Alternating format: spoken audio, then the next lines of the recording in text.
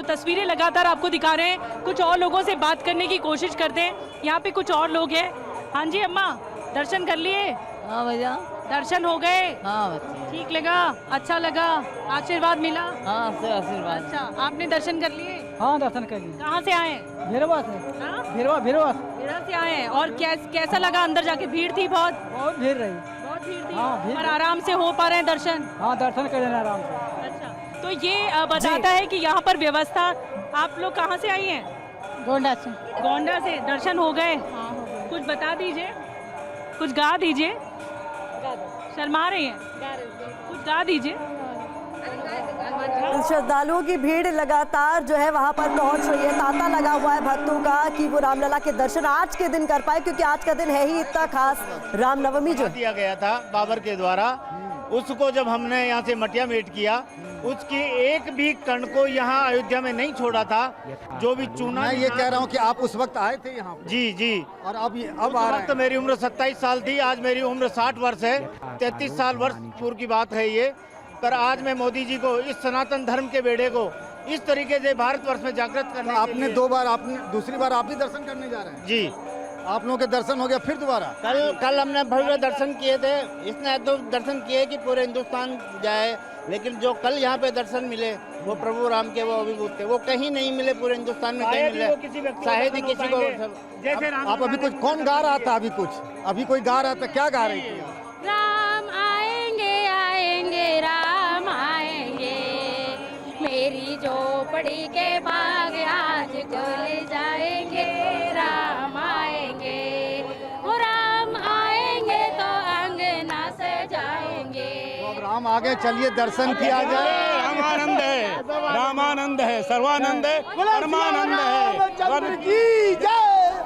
चलिए, तो ये जयपुर से राम भक्तों की टोली और यहाँ से बढ़ी है मंदिर की तरफ। और सबसे अद्भुत बात है, ये एक बार दर्शन कर चुके थे कल, और आज रामनवमी चूंकि शुभ दिन था तो कहे कि आज फिर दोबारा दर्शन करने जाऊंगा। मन नहीं भरा तो फिर एक बार दर्शन करने जाऊंगा। यही तो आस्था है, यही आस्था की भक्ति है, और उस भक्ति की शक्ति है कि लोग एक बार नहीं, दो बार नहीं, तीन बार दर्शन करने को रामलला को चले जा रहे हैं। यहाँ पर स्वामी दीपांकर भी मौजूद है पंकज जी, और उनकी तरफ से जो एक बात कही गई है वो मेरे कानों में बार बार गूंज रही है कि अब तक हमने विज्ञान और आध्यात्म धर्म की हमेशा लड़ाई ही देखी है, लेकिन आज इन दोनों का ही अद्भुत संगम है, जिसकी वजह से ये अद्भुत तस्वीरें हम सबके सामने।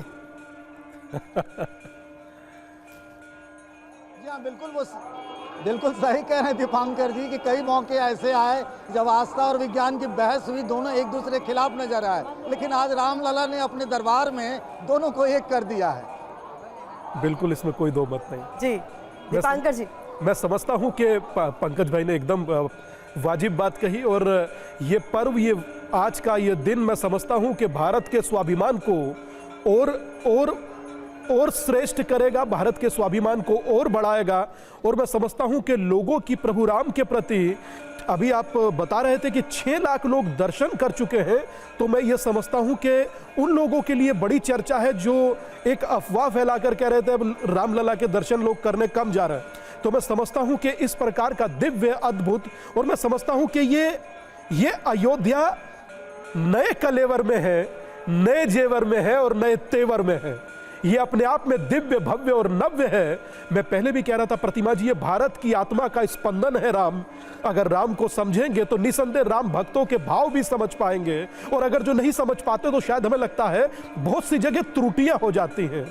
सोचिए कि इसी देश में भारत के करोड़ों लोगों ने यह भी सुना कि क्या कमरा नंबर था, और आज भारत में भगवान राम का दिव्य महल भी देख रहे हैं। तो मैं समझता हूं, यही मुझे आज एक शब्द याद आता है कि जब बात महल की हुई तो चर्चा होती थी कि ठुमक चलत रामचंद्र बाजत पैजनिया।